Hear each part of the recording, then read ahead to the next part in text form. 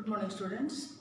Today we'll continue the lesson food production in class 8 biology, and yesterday I taught you about the sericulture, apiculture, and today we'll study about the pisciculture. So, what is pisciculture? Pisciculture means it is the practice of it is a branch of science which deals in the animal husbandry only, and it is the practice of rearing, breeding, and transplantation of fish for food or business.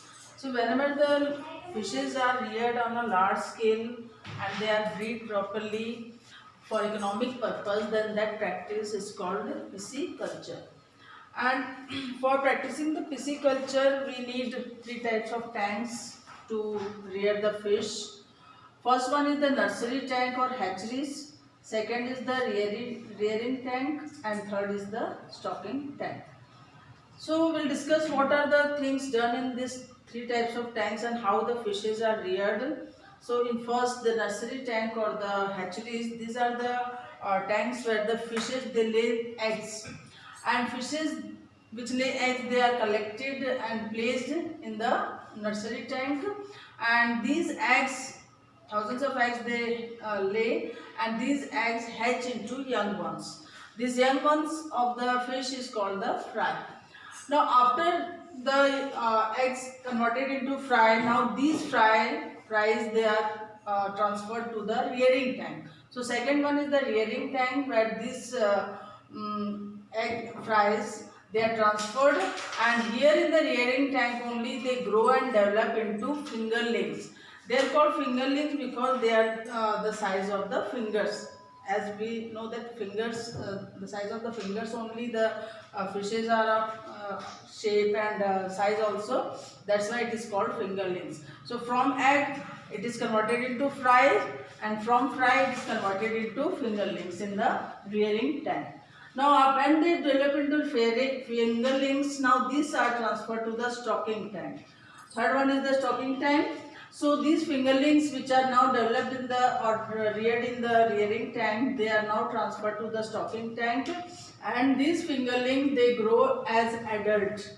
They grow as adult means they mature in the stocking tank only, and then after maturity then they are harvested. So these are the three types of tanks where the fishes, first they are laid in the nursery tank, the fish lay eggs. Now eggs converted into fries, and when the fries they are transferred to the rearing tank, and in the rearing tank they are converted into fingerlings, and now these fingerlings are transferred to the stocking tank, and in stocking tank they grow as adult up to maturity, and then they are harvested.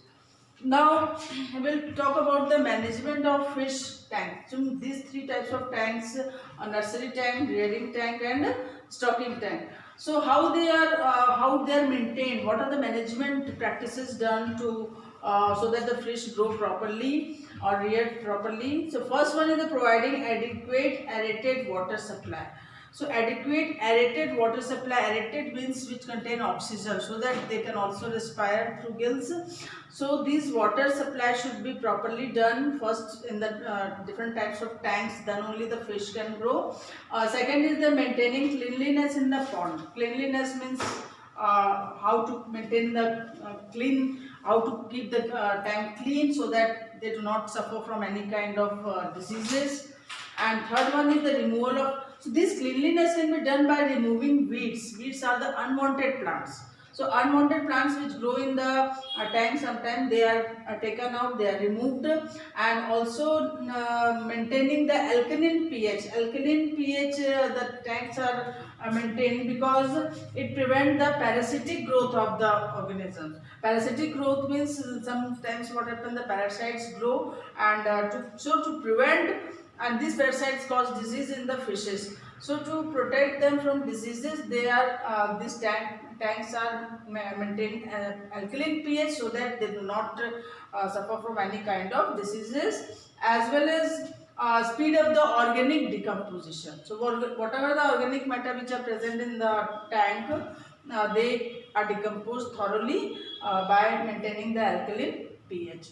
Next is fishes which are kept in the rearing tank, stocking tank, whatever. They are fed rice bran, rice polish and oil kill. So these are the food of the fishes. So this should also be given so that they can be reared properly, they can get proper food for the growth, and especially they are given protein rich food supplements. Protein rich means which are rich in proteins.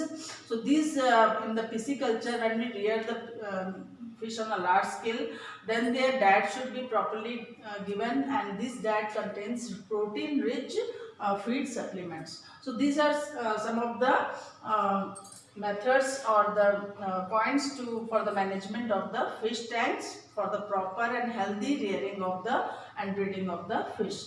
Now we'll talk about the poultry farming. Poultry farming means whenever it is also a branch of animal husbandry, and it is the practice of rearing domesticated birds, chickens, turkeys, ducks and geese for meat and eggs.